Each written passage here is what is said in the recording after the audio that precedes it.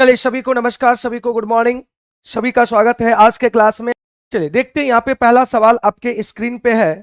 पहला सवाल आपके स्क्रीन पे है और ये पहला सवाल आपके स्क्रीन पे है दिया हुआ कि एक वृत्त की परिधि 3 पाई से बढ़कर 6 पाई हो जाती है तो क्षेत्रफल का अनुपात क्या होगा। थोड़ी सी इस कॉन्सेप्ट को समझने की कोशिश करेंगे, कॉन्सेप्ट को समझने की कोशिश करेंगे कि यहाँ पे क्या होता है, इस चीजों को थोड़ा सा ध्यान देंगे। देखिए यहां पे एक बात समझेंगे कोई भी सर्कल का जो परिधि होता है वो डिपेंड करता है वो त्रिज्या पे।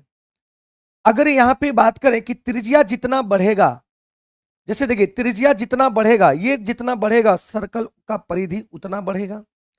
मतलब ये त्रिज्या जितना बढ़ेगा और परिधि की बात करेंगे, त्रिज्या जितना बढ़ेगा परिधि उतना इंक्रीज होगा। बात समझे कि नहीं? तो यहां पे अगर हम बात करें कि 3 पाई, यहां पे डिपेंड करता है कि परिधि बढ़ा इसका मतलब त्रिज्या बढ़ा, परिधि बढ़ा इसका मतलब त्रिज्या बढ़ा, और त्रिज्या यहां पे दिया हुआ है। मान लेते हैं कि इसी को, ये आपका परिधि है लेकिन ये डायरेक्टली प्रोपोर्शनल त्रिज्या होगा। तो त्रिज्या जब मान लेते हैं इसको त्रिज्या, तो त्रिज्या जब मान लेंगे तो ये आएगा 3 3 9 9 पाई और ये आ जाएगा 16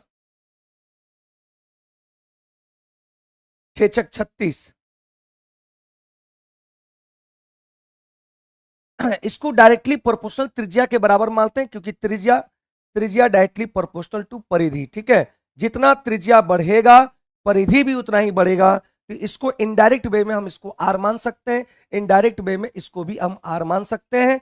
तो यहाँ पे एरिया जो होगा, एरिया जो होगा मेरे भाई, तो एरिया होगा कितना, पाई आर स्क्वायर। तो पाई यहाँ पे है और आर, आर ये हुआ, मानते हैं आर इसी को, तो यहाँ भी पाई हुआ, तो दोनों का रेशियो निकालना है। तो पाई से पाई कैंसिल, पाई से पाई कैंसिल, ये आ गया 9 चौक 36। ये आंसर आ गया, बी इसका सही उत्तर होगा, बी इसका सही उत्तर होगा। ठीक है, बी इसका सही उत्तर होगा। बात समझेगी नहीं? तो यहां पे याद रखना है कि त्रिज्या डिपेंड करता है किस पे, परिधि पे। त्रिज्या जितना बढ़ेगा परिधि उतना बढ़ेगा, त्रिज्या जितना घटेगा परिधि उतना घटेगा। ठीक है, तो हम मान लेते हैं परिधि ही मेरा क्या है, परिधि ही क्या है, वो आर मान लेते हैं। ठीक है, क्योंकि यहां पे वृद्धि किया गया इस कारण से। ठीक है, तो इसका आंसर आ गया B is the right answer, B इसका सही उत्तर होगा। अगले सवाल का आंसर बताएंगे, सभी लोग आंसर बताएंगे भाई, और आज के सेशन को, आज की क्लास को थोड़ा सा शेयर कर देंगे सभी लोगों के पास, अपने दोस्तों के पास। चलिए इसका आंसर बताएंगे फटाफट, क्या आंसर आने वाला है। यहां पे आने वाला है, ध्यान दीजिएगा कि दो संख्याएं 6:11 है, दो संख्याएं 6:11 है। यानी यदि इनका महत्तम समावर्तक, मतलब महत्तम समावर्तक कहने का मतलब ये एचसीएफ है 28। एक बात समझे कि अगर हम इसको x मानते हैं, इसको भी x मानते हैं, अगर इसका हम एचसीएफ निकाले तो एचसीएफ क्या होगा मेरे भाई, एचसीएफ होगा x, x कॉमन है तो x हो जाएगा, और 6 और 11 में कोई कॉमन नहीं, इसका मतलब एचसीएफ कितना होगा, 1x होगा। अरे बात समझे कि 6x और 11x में x कॉमन था, x हम रख लिए, और 6 11 में कोई कॉमन नहीं, मतलब ये x से डिविजिबल होगा, इसका एचसीएफ 1x होगा। और यही 1x बराबर दे रखा है कितना, 28। तो x बराबर यहां से मान आ गया कितना, 28। तो निकालना है दो संख्याओं के अंकों का योग। तो दो संख्याओं के अंकों का योग हो जाता है मेरे भाई, ये 17x हो जाएगा, और यही निकालना है, x का मान 28 है, तो यहां पे ये आ गया। ठीक है, क्या कितने लोगों का आंसर आ रहा है भाई बताओ। आंसर आप लोग कृपया करके, आंसर आप जब कमेंट करेंगे ना तो मजा आएगा। ठीक है ना, तो मुझे भी अच्छा लगेगा कि आप लोग जवाब दे पा रहे हैं, तो आप लोग आंसर देने की कोशिश करेंगे। तो यहां से गुणा करेंगे तो क्या आ जाएगा, 8 7 56, 6 6 आ रहा है। ठीक है, तो यहां से 28, 17 3 51, और 17 3 51, और 17 दूनी 34, 51 में से 34 घटा देंगे, 510 में से 34 घट जाएगा, तो 510 में से अगर 34 घट जाएगा तो ये 6 और यहाँ 9 7 आ जाएगा भाई, देख लेते हैं गुणा करके। 7 8 7 56, 7 दूनी 14, 14 और 5 हो गया 19, 8 का 8, ये आ गया 6 9 8 17, 2 1 3 4 476। ए इसका सही उत्तर होगा। ए इसका सही उत्तर होगा। ठीक है, ए इसका सही उत्तर होगा। रमेश कुमार, रमेश, पुष्पा, सुमन, चलिए बहुत बढ़िया, सभी का आंसर आ रहा है, बहुत अच्छी की बात है। आगे बढ़ेंगे अगले सवाल पे। आप लोग एक कंजूसी कर रहे हैं कि आप शेयर नहीं कर रहे हैं, आप लोग कंजूसी कर रहे हैं कि आप शेयर नहीं कर रहे हैं, ये गलत बात है। हम आप लोगों के लिए मेहनत करने के लिए डेली आ रहे हैं, सभी टीचर आप लोगों के लिए साथ, आपके साथ मेहनत करने के लिए आ रहे हैं, तो आप भी थोड़ा सा मेहनत करें, मेहनत कीजिए मेरे लिए। चलिए, यहां पे कह रहा कि एक पहिया घुमाने के बाद ए आने की प्रक्रिया क्या होगा। एक बात समझे, इसको पहिया घुमा दिया गया, तो यहां से ए आने की प्रक्रिया क्या होगा। तो सबसे पहले देखते हैं कि कितना अंक है, कितना अल्फाबेट है। 1 2 3 4 5 6 7 8 टोटल आपका है कितना, टोटल है 9। टोटल कितना है, इसको जब घुमाया जाए इसका आंसर बताएंगे सभी लोग। चलिए, दुर्गानंद श्रावण का ई आ रहा है, बहुत बढ़िया भाई। इसको घुमाया गया मेरे भाई, जब इसको घुमाया गया, तो जब इसको घुमाया गया तो एक जगह पर अगर बात करें तो वो 9 बार आ गया। मानते हैं यहां पे हम इसको लगा दिए, है ना, तो यहां ये घूमते घूमते 9 अल्फाबेट घूमेगा। इसका मतलब इस डिजिट पर आने का चांस, एक आने का चांस एक बार यहां और एक बार यहां और एक बार यहां, मतलब इस पॉइंट पर आने का चांस जो होगा मेरे भाई, देखते हैं खिलौना आप जब खेलते होंगे कहीं मेला उला में जाते होंगे तो इस तरीका सा होता है, चक्कर चक्कर आता है ना, चक्री। तो यहां पे इस पॉइंट पर सभी डिजिट आने का होता है प्रैक्टा 9, टोटल 9 बार आ सकता है। लेकिन इस डिजिट इस पॉइंट पर एक आने का कितना चांस है, 2 बार आने का चांस है, मतलब ये आ गया 2/9, मतलब आंसर यहां पे नहीं है, मतलब ई इसका सही उत्तर होगा। बहुत बढ़िया, बहुत बढ़िया। विक्रांत कुमार का आ रहा है, बहुत बढ़िया। रमेश प्रियंका, ये सभी का आंसर आ रहा है। तो आप लोग से कृपया अनुरोध है कि आप लोग शेयर कर देंगे, ज्यादा से ज्यादा छात्रों को छात्र लाभ उठाए। चलिए अगले सवाल की बात करें। यह सबसे छोटी भाज्य और आभाज्य संख्या का एचसीएफ कितना होगा। एक बात समझेंगे कि सबसे छोटी भाज्य और सबसे छोटी अभाज्य, तो सबसे छोटी भाज्य की अगर बात करें तो वो आएगा 4। सबसे छोटी भाज्य की बात करें तो वो 4। भाज्य की संख्या, भाज्य मतलब वैसा संख्या, भाज्य का मतलब क्या होता है, वैसा संख्या जो खुद से कटे और किसी और भी संख्या से कटे, है ना। वैसी संख्या जो खुद से कटे और किसी और भी संख्या से कटे उसको हम लोग भाज्य कहते हैं। लेकिन अगर हम बात करें यहाँ पे अभाज्य संख्या, तो अभाज्य संख्या सबसे छोटी अभाज्य संख्या होता है 2। अभाज्य संख्या का मतलब होता है वैसी संख्या जो एक से कटे और किससे, सिर्फ स्वयं से कटे, एक से कटे और स्वयं से कटे। तो सबसे छोटी अभाज्य संख्या होता है आपका 2। ठीक है, तो 4 और 2 का एचसीएफ निकालना है, तो एचसीएफ, ये दोनों का एचसीएफ आ जाएगा मेरे भाई कितना, 2। मतलब बी इसका सही उत्तर होगा, बी इसका सही उत्तर होगा। विक्रांत कुमार आपका आंसर गलत है, दुर्गानंद श्रावण का आंसर सही है। चलिए रमेश कुमार का आंसर सही आ रहा है मेरे भाई, हाँ ठीक है, ठीक। पीआरटी स्पेशल चल रहा है, ये पीआरटी का क्वेश्चन यहाँ पे पूरे उसी लेवल का लिया गया है ना। जो भी पीआरटी की तैयारी करें उसी लेवल के क्वेश्चंस को यहाँ पे दिया गया है, तो सारे क्वेश्चंस को हम लोग देखने की कोशिश करेंगे। हाँ, पुष्पा कुमारी का भी आ रहा है, बहुत बढ़िया, बहुत बढ़िया भाई, शाबाश मेरे भाई। करे तिर्यक रेखा एक ही और बने अंतः कोणों का योग कितना होगा। तिर्यक रेखा के बारे में हम समझने की कोशिश करते हैं। जैसे यहां पे 2 समानांतर रेखा है और यहां से एक तिर्यक रेखा इस तरह से खींचा गया, 2 समांतर रेखा ये एल और ए एम, और एक तिर्यक रेखा यहां पे एस है, ठीक है, तिर्यक रेखा।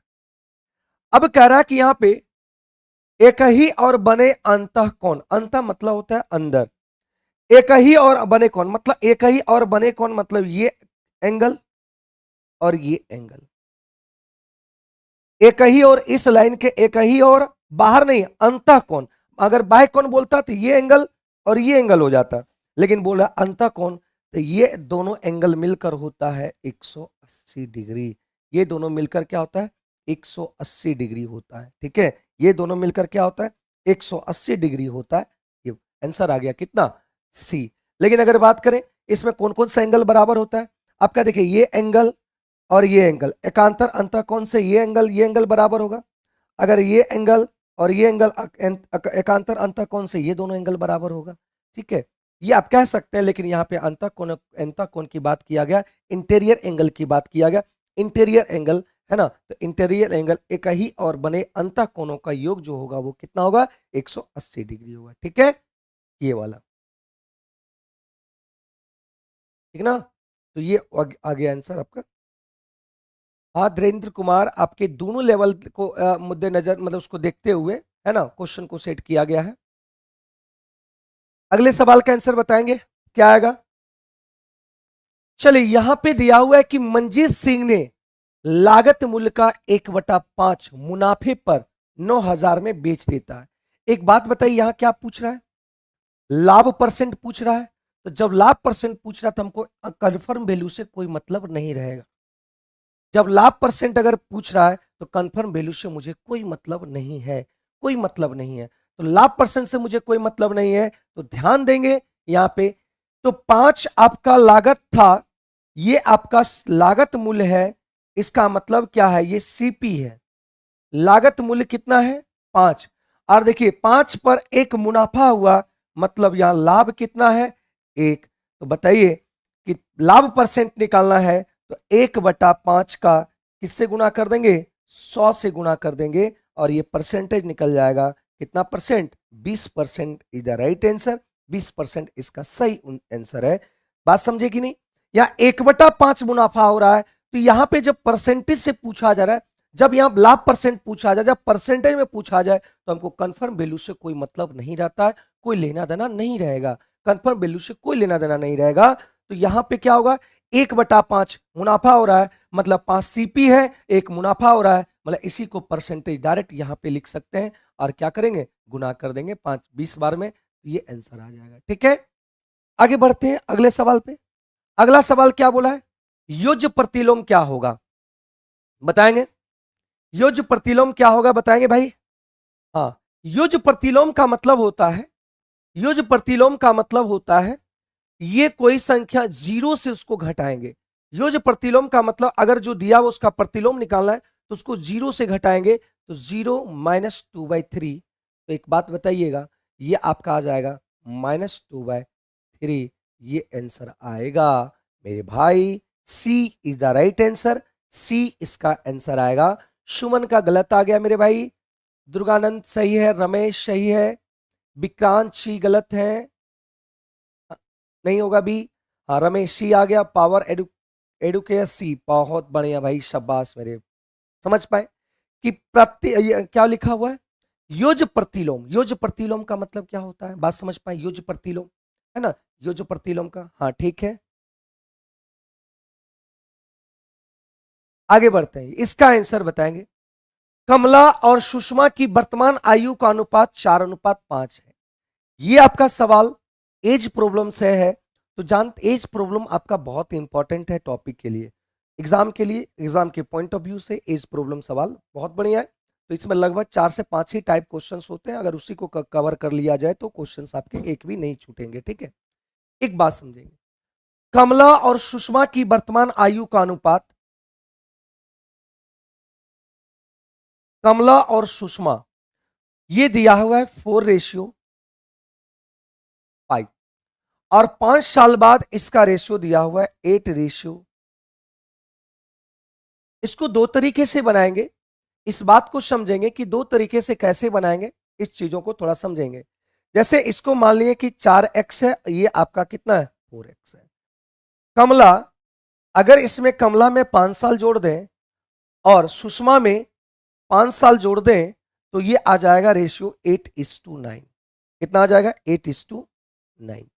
तो 9 चौक 36 और 8 पंचे 40, इधर आएगा तो -4x हो जाएगा।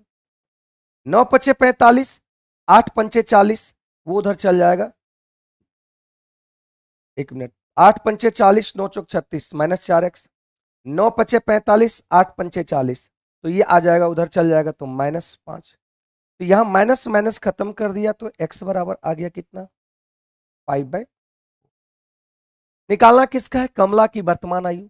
तो कमला की वर्तमान आयु क्या दिया हुआ है 4x, तो x का मान यहां से आ गया 5/4, तो ये 4 से 4 कट गया, मतलब आंसर आ गया इतना। ठीक है, बात समझे कि नहीं। 29 का B is the right answer, बहुत बढ़िया। एक इसको हम ये ऐसे भी बना सकते हैं, एक मेथड है क्रॉस प्रोडक्ट मेथड। इस प्रॉब्लम में लगने वाला सबसे ज्यादा मेथड यूज होता है 4:5, 8:9, और यहां 5 साल तो प्लस 5 साल, ये भी 5 साल तो प्लस 5 साल।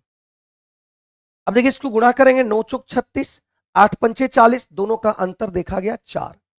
अब कंफर्म वैल्यू से गुणा करें, 8 पंचे 40, 9 पंचे 45, तो ये आ गया कितना 5। तो 4 यूनिट बराबर 5, तो 1 यूनिट बराबर कितना आएगा मेरे भाई, 1 यूनिट बराबर आएगा 5/4। अब इसी का 4 यूनिट का मान निकालना है, तो 4/5/4, ये कट गया, ये आंसर आ गया। ठीक है, तो ये भी आप क्रॉस प्रोडक्ट मेथड भी यूज कर सकते हैं और ऐसे भी बना सकते हैं। क्या मेरी बात समझ पाए मेरे भाई, क्लियर हुआ, क्या मेरी बात आपके दिमाग में सेट हो पाया। आगे बढ़ते हैं अगले सवाल पे। अगला सवाल को हम लोग देखने की कोशिश करते हैं कि अगला सवाल क्या है। ये दिया हुआ है अगला सवाल। इस सवाल को हम लोग समझने की पहले कोशिश करेंगे कि ये सवाल में क्या कहना चाहता है।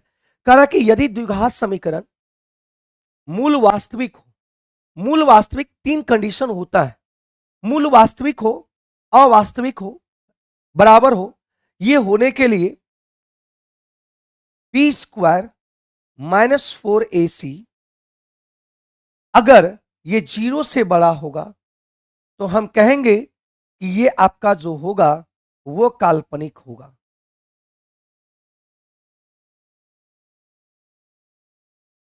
क्या होगा, काल्पनिक होगा। अगर हम कहें कि b² - 4ac, है ना, ये कहां से आया, देखिए x बराबर हम लोग जानते हैं ना,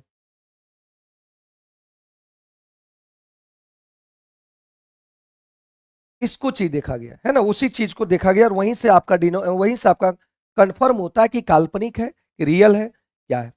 अगर ये 0 के बराबर होगा, अगर ये 0 के बराबर होगा तो यहां ध्यान रखेंगे, ये 0 के बराबर होगा तो ये तो रियल होगा, वास्तविक होगा, लेकिन इक्वल भी होगा, बराबर भी होगा। ठीक है, अगर b² - 4ac, अगर ये 0 से बड़ा होगा तो रियल होगा, ये क्या होगा, रियल होगा और डिफरेंट होगा। ठीक है, डिफरेंट होगा। ये 3 कंडीशन आपके आते हैं। हाँ, डी फॉर दुर्गा। चलिए, तो ये तीनों कंडीशन आते हैं, यही 3 कंडीशन आपके द्विघात समीकरण में आएंगे। द्विघात समीकरण का स्टैंडर्ड फॉर्म होता है ax² + bx + c = 0। ये क्वाड्रेटिक इक्वेशन का स्टैंडर्ड फॉर्म होता है। यहां देखिए क्या दिया हुआ है कि 2x² + px + 8 मूल वास्तविक है, तो वास्तविक होने के लिए, और बराबर नहीं बोला गया है, तो यही वाला आपका लेंगे, वास्तविक है, रियल है, रियल का मतलब होता है वास्तविक। तो वास्तविक अगर लेंगे तो b² - 4ac बड़ा होगा किससे, 0 से। तो ध्यान देंगे तो ध्यान देंगे, यहां से b² का मान लेंगे, तो b यहां पे कितना है, b आपका ये b वाला मान है, ये आपका a का है और ये आपका c है। तो यहां से आ जाएगा क्या, p² - 4, 4a, a कितना है 2 × 8, तो p², 8 दूनी 16, 16 चौका 64, उधर चल गया, तो p बराबर हो जाएगा ±8। तो यहां से मान आ गया, 2 मान आएगा, p आपका 8 से बड़ा हो सकता है, और अगर यहां माइनस में लेंगे तो ये आपका छोटा भी हो जाएगा और बराबर भी होगा। क्योंकि देखिए, 1 मिनट, यहां से बराबर भी लिख सकते हैं, क्यों क्यों ले सकते हैं, क्योंकि यहां पे रियल दोनों जगह आ रहा है, रियल आपका यहां भी आ रहा है, रियल आपका यहां भी आ रहा है, दोनों कंडीशन हो सकता है, बराबर भी और आपका, ठीक है, बराबर भी और क्या आएगा, बराबर। रियल बोल रहा है यहाँ पे, मूल वास्तविक है, तो यहां भी वास्तविक आ रहे हैं, यहाँ पे दोनों बराबर कर दिए, तो यहां से आंसर आ जाएगा ये वाला। दोनों कंडीशन हो सकता है ना, पी का मान दोनों कंडीशन हो सकता है, 8 से बड़ा भी हो सकता है और -8 से छोटा भी हो सकता है। दोनों कंडीशन आपका क्या है, दोनों कंडीशन वेरीफाई कर रहा है, तो आपका ये भी सही है, ये भी सही है, मतलब डी इसका उपयुक्त, मतलब डी इसका सही उत्तर होगा। रमेश का आ रहा है, प्रियंका सही है, बहुत बढ़िया। प्लीज सर चैप्टर वाइज बताएं। देखो प्रियंका, चैप्टर वाइज से कोई मतलब नहीं है, आपको हम क्या करेंगे कि जो भी कॉन्सेप्ट आएगा वो कॉन्सेप्ट आपको हम देते जाएंगे। जैसे कोई भी ये क्वेश्चंस आया, इसका कॉन्सेप्ट आपके सामने हम रख दिए, क्या क्या पॉसिबिलिटी होती है वो सारी चीजों को, ठीक है। चैप्टर वाइज भी आने की कोशिश करेंगे, कभी कभी चैप्टर वाइज ले लेंगे, है ना। जो जो क्वेश्चंस आपके एग्जाम के व्यू से, एग्जाम के पॉइंट ऑफ व्यू से ज्यादा इंपॉर्टेंट होगा, वहां हम लोग चैप्टर वाइज भी आएंगे, ठीक है। आगे बढ़ते हैं अगले सवाल पे। एक घोड़ा एक खूंटे से 13 सेंटीमीटर लंबी रस्सी से बंधा हुआ है। जैसे यहां पे बात समझिएगा, एक यहां पे सेंटर पे खूंटा है और ये इतना बंधा हुआ है, ठीक है, बंधा हुआ है। उसके बाद क्या हुआ, उसके बाद क्या हुआ, यदि रस्सी की लंबाई 12 सेंटीमीटर बढ़ा देती, ये आपका कितना सेंटीमीटर है, 13 सेंटीमीटर, लंबाई 22 सेंटीमीटर कर दी जाए, ये रस्सी 13 से कितना कर दिया जाए, 22 कर दिया जाए, है ना। अब ये रस्सी यहां से यहां कितना होगा, 22 सेंटीमीटर बढ़ा दिया गया। तो एक जब घोड़ा इस खुट्टे से बंधा हुआ था तो पहले इतना घास चर रहा था, लेकिन जब 22 कर दिया तो इतना घास चर रहा था। तो बोला गया कि बताया कि घोड़ा कितना अधिक क्षेत्रफल चर सका। तो कितना अधिक क्षेत्रफल की अगर बात करेंगे मेरे भाई, तो ये वाला अधिक होगा। अरे पहले इतना ही तक चर सकता था, अब इतना चरने लगा, मतलब अधिक कितना चरने लगा, ये एरिया के बराबर अधिक चरने लगा कि नहीं मेरे भाई, बताएंगे। अब जब इसकी बात करेंगे तो एरिया यहां पे निकलता है कैसे, एरिया यहां से कैसे निकलेगा, इस एरिया को कैसे निकालेंगे, ये छायांकित भाग का एरिया कैसे निकालेंगे, तो होता है सर्कल का एरिया पाई आर स्क्वायर। तो हम लोग क्या करते हैं, पाई आर स्क्वायर बटा पाई आर स्क्वायर बटा, यहां पे क्या करेंगे, बड़ा स्क्वायर, बड़े त्रिज्या का स्क्वायर में अगर हम छोटे त्रिज्या के स्क्वायर को घटा देते हैं, बड़ा में से छोटा घटाते हैं, बड़ा में से छोटा घटाते तो ये एरिया निकल जाएगा, कवर अप एरिया निकल जाएगा। तो यहां से आंसर आ जाएगा मेरे भाई, तो 22/7, ठीक है। तो ये 2284, 484 और ये 169, तो 14 में से 9 चल गया, 5 यहां पे आया, 7 1 और ये 3, इतना गया, 7 चौक 28, 3 35, 7 5 35, ठीक है, क्लियर है। 4 दूनी 8 और 45, तो यहां से अगर हम गुणा करेंगे तो कितना आएगा, 5 दूनी 10, ठीक है, 4 दूनी 8, 5 दूनी 18, 1 9, 4 दूनी 8 1 9, 990 आ रहा है। इतना सेंटीमीटर स्क्वायर एक्स्ट्रा वो चढ़ सकेगा, एक्स्ट्रा वो चढ़ सकेगा, 990 इसका सही उत्तर आ जाएगा, ठीक है। 990 सभी का आंसर आ रहा है, बहुत बढ़िया। कितना, 990, B is the right answer. आज से मैराथन स्टार्ट हो गया, आप भी जानते होंगे। 2 सेशन में चलेंगे, एक अभी अभी 7 बजे से लेकर 4 बजे तक और 4 बजे से लेकर 1 बजे तक 2 सेशन चलेंगे। और सारे पीआरटी आपका पीजीटी टीजीटी सारे टॉपिक जो भी वहां पे होंगे और एस्टेट के लिए जो भी टॉपिक होगा वो सारे टॉपिक लगभग सब अपने अपने टाइम पे चलना स्टार्ट होगा, ठीक है। ये आंसर कितने लोगों का आ गया, चलिए बहुत बढ़िया, सभी लोग का आंसर आ रहा है मेरे भाई, बहुत बढ़िया। आगे बढ़ते हैं अगले सवाल पे। इस आंसर को हम लोग देखने की कोशिश करते हैं, ये क्वेश्चंस को कितने लोगों का क्वेश्चंस ये आ गया है तो फटाफट बताएंगे कमेंट में। हाँ चलिए बहुत बढ़िया रमेश। अब एक बात बताएंगे, यहां से ये निकालना है, एक चीज देखेंगे, इसका जब हम यहां पे निकालने की कोशिश करते हैं, ये ए क्यू माइनस डी क्यू होता है, तो ए क्यू माइनस डी क्यू का जो फॉर्मूला होता है, गुणनखंड फॉर्मूला जो होता है मेरे भाई, ए क्यू माइनस बी क्यू का जो गुणनखंड फॉर्मूला होता है वो ए माइनस बी होता है मेरे भाई, और ए स्क्वायर प्लस ए बी और प्लस बी स्क्वायर होता है, ठीक है, बी स्क्वायर होता है। तो हम जब यहां पे निकालेंगे C Q minus D Q, तो यहां आ जाएगा सी माइनस डी, ठीक है, सी स्क्वायर माइनस माइनस है तो प्लस हो जाएगा, यहाँ पे सी डी और इधर आएगा डी स्क्वायर। गुणनखंड फॉर्मूला होता है, ये आपका गुणनखंड फॉर्मूला होता है। नंबर सिस्टम में जब भी यूज होगा तो गुणनखंड फॉर्मूला होगा ए क्यू माइनस बी क्यू का गुणनखंड फॉर्मूला होगा। अगर यहाँ पे प्लस होगा तो ये प्लस होगा और ये आपका माइनस होगा, ठीक है। अब नीचे की अगर बात करें तो देखेंगे कि यहां पे कॉमन क्या आएगा, डी सी कॉमन ले सकते हैं, तो डी सी हमने कॉमन ले लिया, तो यहां पे क्या बचेगा, सी माइनस डी बच गया। अब इससे इससे ये कट गया। अब रिलेशन यहां से हम निकालने की कोशिश करते हैं, तो यहां से रिलेशन आएगा सी स्क्वायर प्लस डी स्क्वायर और ये गुणा होके आ जाएगा सी और डी। ये रिलेशन यहां से आ गया।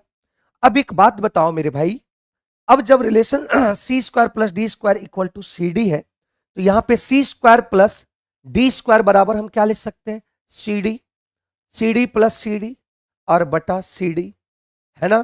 तो 2CD और बटा सी डी कट गया, आपका आ गया 2। इसका सही उत्तर है, इस प्रश्न का 2 इसका सही उत्तर है मेरे भाई। चलिए, हाँ आज मैथ का सीरीज है 1 घंटे का, ठीक है। उसके बाद कॉमन पेपर का हो, उसके बाद फिर अगले होंगे, ठीक है। सभी का आंसर आ रहा है भाई, किसका गलत आ गया है, विक्रांत ओबी उसका था, ठीक है। क्या समझ पाए सवाल को, सवाल क्लियर हुआ आपका, बताएंगे। एक कंजूसी आप लोग बहुत करते हैं, शेयर नहीं करते ना। मतलब आप लोग के लिए यहां पे गुरु दक्षिणा होता है, शेयर क्या होता है, गुरु दक्षिणा। जितना आप शेयर कीजिएगा वही गुरु दक्षिणा होता है, लेकिन आप लोग शेयर नहीं कर रहे हैं, ये गलत बात करते हैं, गलत काम कर रहे हैं आप। अब देखिए ये सवाल को यहां पे थोड़ा सा क्वेश्चन त्रुटि था, तो सुधार लेंगे। यहां पे -1, यहां पे क्या है -1 होगा। इसका आंसर बताएंगे, कितने लोगों का आंसर आ रहा है, इसका आंसर बताएंगे, ठीक है। चलिए देखते हैं सवाल को। ये आपका सिंप्लीफिकेशन है मेरे भाई, सिंप्लीफिकेशन है, इसको देखिए सॉल्व करते हैं। तो यहां से जब इसको सॉल्व करेंगे, किसी भी संख्या पर पावर अगर माइनस रहे तो हम उसको लिख सकते हैं मेरे भाई, क्या लिख सकते हैं, 1/a, ठीक है। अब एक बात बताएंगे, ये आ जाएगा 1/6 माइनस 1/8। अब यहां से अगर हम सॉल्यूशंस लेंगे तो ये आ जाएगा 24 और 6 चौक 24, तो यहां आ जाएगा 4, 8 या 24, तो ये आ जाएगा इतना। यहां पे आ गया 1/24। हम एक टर्म को पहले ये कर लिए, ठीक है, बात समझे कि नहीं। अब आगे देखते हैं, यहां पे भागा, इसको जब सॉल्व करेंगे तो 1/2 और ये 1/3, ये आ जाएगा आपका 3 दूनी 6, तो 3, ये भागा आ जाएगा कितना, 1/6।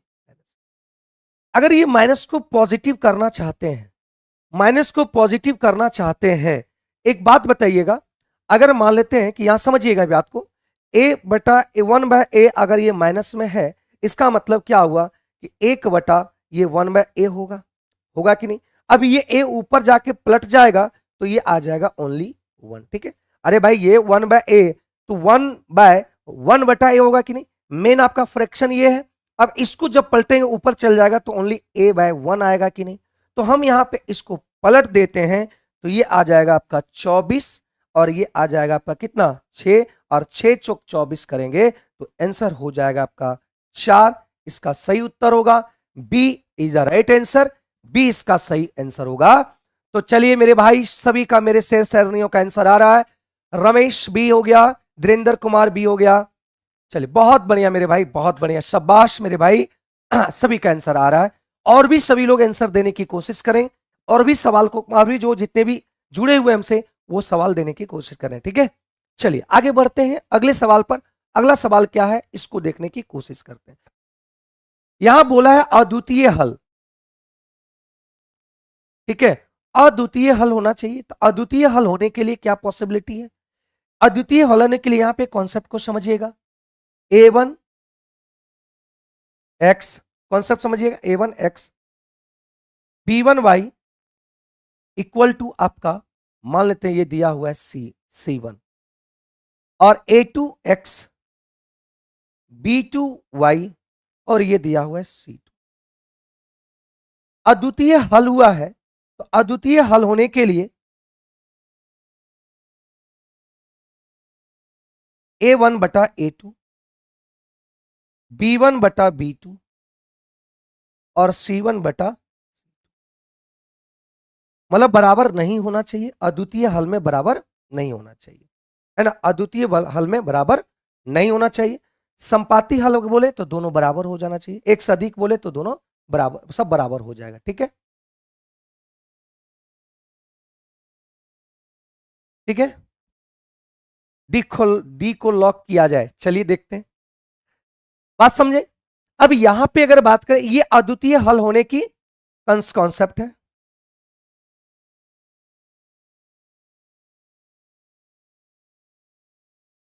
अब यहां पे अगर बात करें तो 4/2, ठीक है, 4/2 नॉट P/2, P का ही रिलेशन पूछ रहा है तो हमको ज्यादा आगे बढ़ने की जरूरत नहीं है, आगे लिखने की भी जरूरत नहीं है, यहीं से हम 2 से 2 कट गया तो P नॉट इक्वल टू 4।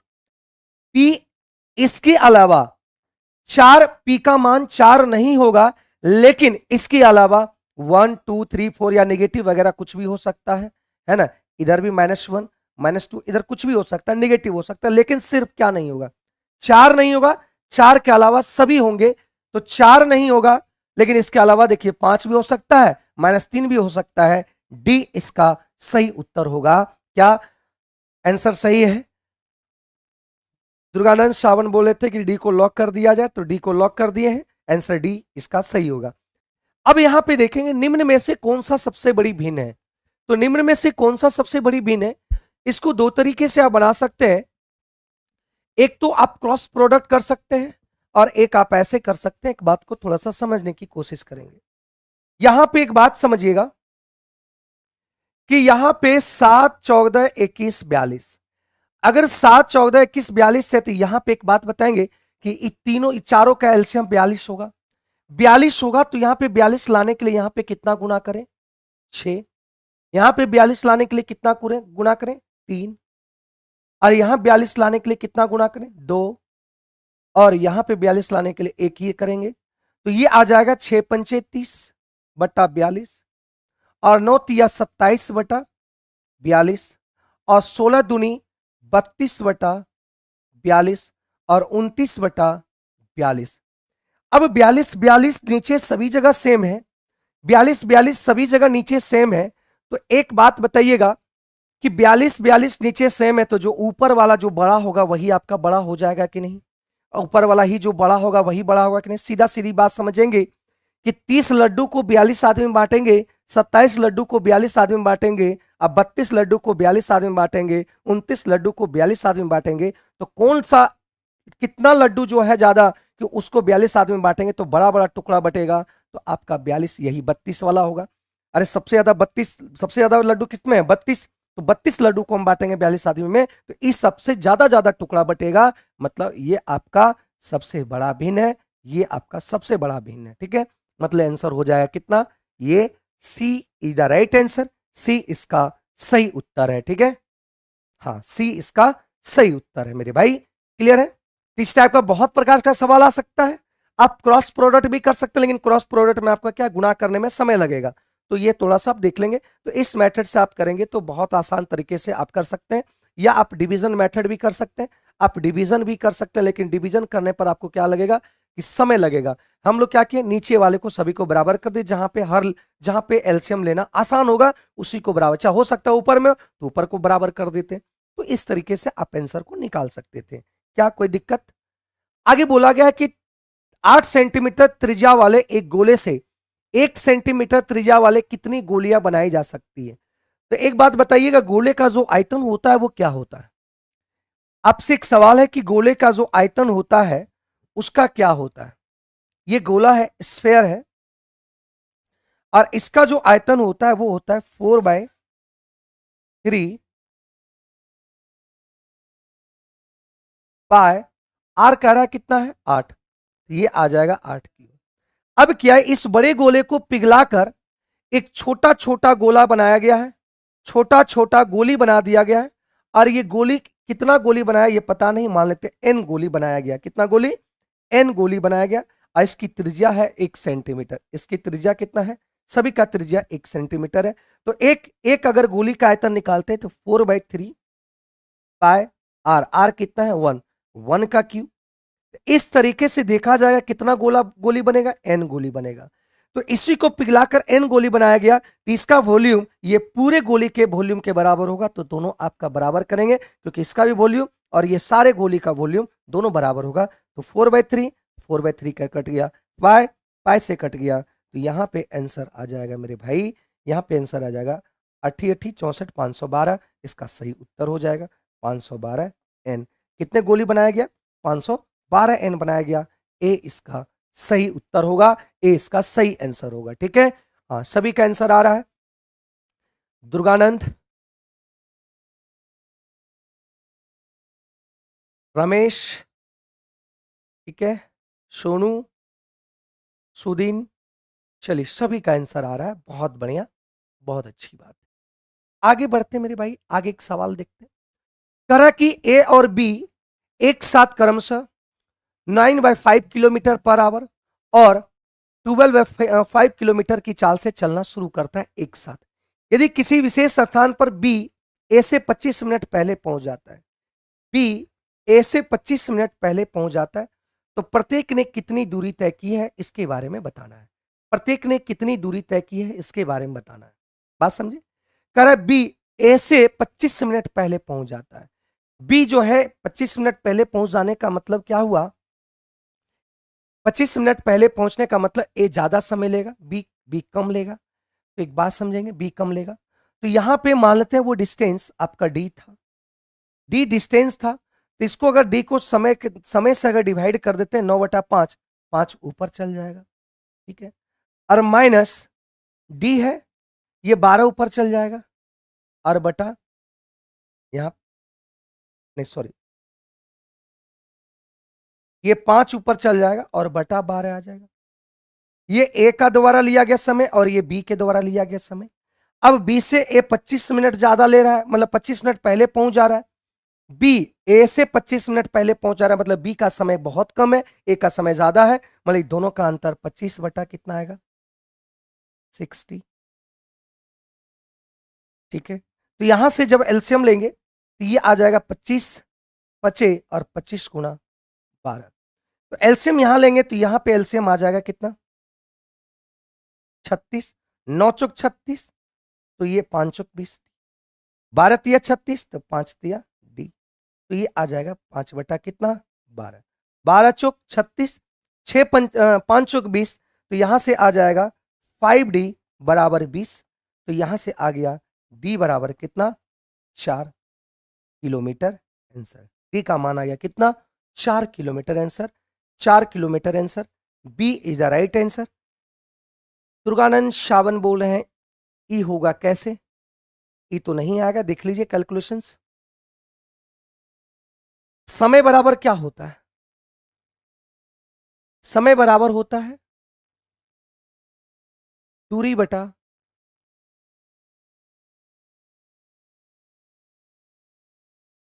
चाल। दूरी हम डी मान लिए, ये दूरी है, इसको हम डी मान लिए। डी को किससे डिवाइड किए? चाल से डिवाइड किए, तो 9/5, 5 ऊपर चल गया। ये डी को हम डिवाइड किए 12/5, तो 5 ऊपर चल गया गुणा में। एलसीएम लिए 12 9 का 36 आ गया एलसीएम। अब 36 है, 9 चौक 36, तो 20D, और 12 तिया 36, तो 5 तिया 15, ये आ गया। और ये काटेंगे 5 पचे 12 पंचे 60, ये आ गया। तो ये कट जाएगा 12 चौक, तो 12 5 चौक 20, इधर आ गया कितना? 5D इक्वल टू 20, डी बराबर आ गया 4 किलोमीटर। 12, ओह सॉरी, यहाँ पे 12 तिया होगा। हाँ ठीक है, गड़बड़ किए हैं। 12 तिया होगा, तो 5 तिया 15, तो ये आपका गड़बड़ हो गया है। तो ये आ जाएगा आपका कितना? 5D, और ये 15 5 थी या 15, तो डी का मान आ जाएगा 3, मतलब डी आ गया 3 किलोमीटर आंसर। ठीक है, तो ये आपका डी, ये ऑप्शन नहीं होगा, ये ऑप्शन नहीं होगा, मतलब इसमें से E is the right answer, E इसका सही आंसर है। ठीक है, बहुत बढ़िया। चलिए, थैंक यू भाई, थैंक यू। हाँ ठीक, ठीक ठीक। आगे बताइएगा इस आंसर को, इसको सॉल्व करेंगे। ए अकेला किसी काम को 25 दिन में और बी अकेला उसी काम को 20 दिनों में कर सकता है। वे एक साथ 5 दिन तक काम करते हैं और फिर एक काम छोड़कर चला जाता है, तो बचे हुए काम को कितने दिन में करेंगे? बहुत आसान सवाल है, बताएंगे सभी लोग, बताएंगे मेरे भाई? दबा के शेयर और लाइक कर देंगे। चले, एक किसी एक अकेला काम को, एक कह रहा है अकेला काम को 25 दिन में करता है और बी अकेला काम का कितना दिन में? 20 दिन में करता है। तो टोटल काम अगर देखा जाए तो टोटल काम आपका 100 है, मतलब ये टी डब्ल्यू जो मतलब टोटल वर्क आपका 100 है। अब जब टोटल वर्क अगर 100 है मेरे भाई, ये जो टोटल वर्क 100 है तो 2500 का और ये 25, मतलब ए एक दिन में 4 काम, बी एक दिन में 5 यूनिट काम करता है। वे एक साथ मिलकर 5 दिन काम करता है। कौन कौन? मतलब यहां पे 5 दिन काम करता है ए प्लस बी मिलकर, तो 5 दिन काम ए प्लस बी मिलकर करता है, तो 5 4 और 9 पचे 45 काम करता है। अरे भाई ए और बी देखिए 4 और 5 काम कर रहा है, तो 4 5 9 पचे 45 काम किया 5 दिन में, तो ये चला गया। कौन चला गया? कौन चला गया मेरे भाई? फिर ए काम छोड़कर चला गया, ए यहां से छोड़कर चला गया, तो अब जो शेष काम बचा हुआ है 55, यह काम कौन करेगा? ये बी करेगा, क्योंकि ए 5 दिन के बाद चला गया, तो रिमेनिंग वर्क आपका 555 बचा हुआ है, तो एक दिन में ये बी कर रहा है 5, इसको डिवाइड करेंगे तो शेष काम वो 11 डेज में काम को कंप्लीट करेगा। कितना दिन में? B, B is the right answer. आगे बढ़ते हैं अगले सवाल पर, इसका बताएंगे क्या आएगा। 4/7 है, ये x है, ये 7/4 है, तो इसको 4/7 करेंगे। अगर ये 4/7 करेंगे तो पावर जो प्लस में है वो माइनस हो जाएगा। अगर ये माइनस में होता है, इसको पलटते हैं तो ये प्लस में होता है, ये माइनस होता तो पलटने के बाद ये प्लस में हो जाता, या सीधा सीधी बात समझेंगे, ये प्लस में, इसको जब पलटेंगे तो माइनस में आ जाएगा। ये आ गया 4/7। क्यों पलटे भाई? क्योंकि सब यहां पे 4/7 4/7 4/7 दिया था, तो यही उल्टा था, इसको हम पलट दिए, उल्टा कर दिए 4/7 के, तो ये नेगेटिव में आ जाएगा। अब बेस सेम होता है, आप जानते हैं कि बेस सेम होगा, है ना, बेस सेम होगा तो पावर क्या होता है? जुट जाता है। पावर क्या होता है? जुट जाता है।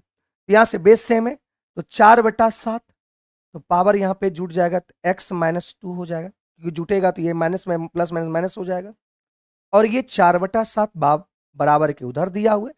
जब बेस सेम है, बेस इधर भी वही है इधर भी वही है, तो दोनों पावर भी बराबर होगा, तो x -2 = 4, तो x बराबर आएगा कितना? 6, इसका सही उत्तर होगा।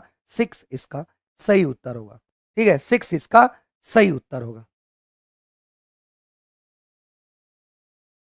हाँ, धीरेन्द्र कुमार संत, चलिए नाम ले लिया हूं मेरे भाई। 6 इसका सही उत्तर है। थोड़ा सा ध्यान देंगे, अगर ये 4/7 है और ये 7/4 है, इसको जब भी पलटेंगे तो पावर पॉजिटिव होगा तो नेगेटिव हो जाएगा, और नेगेटिव होगा तो पॉजिटिव हो जाएगा। बात समझिए। अगला सवाल बोला गया कि एक बांस 1/3 हिस्सा कीचड़ में और 1/2 हिस्सा पानी में और बाकी इतना दिया हुआ है। तो याद रखना कि जब भी फ्रैक्शन के जो क्वेश्चंस आएंगे, जब भी फ्रैक्शन का, हाँ ठीक है ठीक है ठीक है मेरे भाई, जब भी अगर एक क्वेश्चंस में एक से अधिक फ्रैक्शन की बात किया जाए, एक से अधिक फ्रैक्शन की अगर बात किया जाए,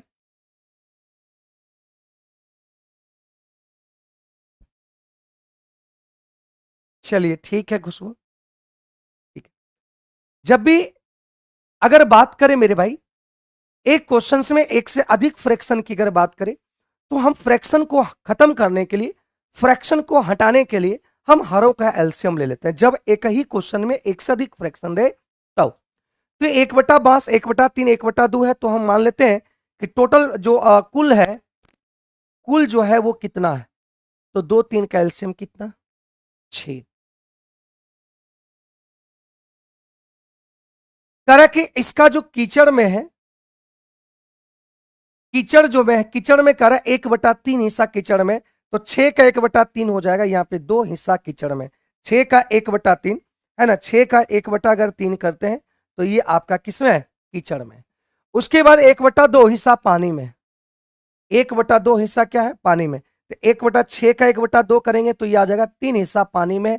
तो बाकी जो ऊपर है, बाकी जो इतना ऊपर है पानी के बाहर जो है, तो पानी के बाहर जब देखा जाए तो टोटल टोटल लंबाई 6 था, 2 कीचड़ में था, 3 पानी में था, तो एक आपका क्या था, बाहर में। और यही 1 यूनिट बराबर दे रखा है 7 पॉइंट कितना, 5, 7.5 1 यूनिट बराबर दे रखा है। निकालना है क्या, बांस की कुल लंबाई कितनी है, तो बांस की कुल लंबाई यही माने थे, 6 गुना कर देंगे तो 6 पंचे 30, 7 छक 42 और ये आ जाएगा 45। इसका आंसर आएगा 45 मीटर, मतलब ए इज द राइट आंसर, ए इसका सही उत्तर होगा। मेरे भाई क्लियर है, हाँ 45 आ रहा है सभी का। सुदीन कुमार, धीरेन्द्र कुमार, दुर्गानंद शावन, चलिए सभी का आंसर 45 आ रहा है, बहुत बढ़िया, बहुत अच्छी बात है, ठीक। लेकिन एक चीज आप गलत कर रहे हैं कि आप कमेंट, आप क्या कर रहे हैं, शेयर नहीं कर रहे, शेयर नहीं कर रहे हैं। हाँ हाँ हाँ आराध्या, अब यहां तक सवाल आपका हो गया कंप्लीट, यहां तक सवाल आपका हो गया कंप्लीट। ये आपके पीआरटी के क्वेश्चन थे, पीआरटी 1 to 5 के लिए। जो भी लोग 1 to 5 की तैयारी कर रहे हैं उसके लिए ये मैथ्स आपके फायदेमंद होंगे। अभी लगभग आपका डेली, आपका एग्जाम तक आपका पेपर डेली चलेंगे मैथ्स का, पीआरटी का, ठीक है।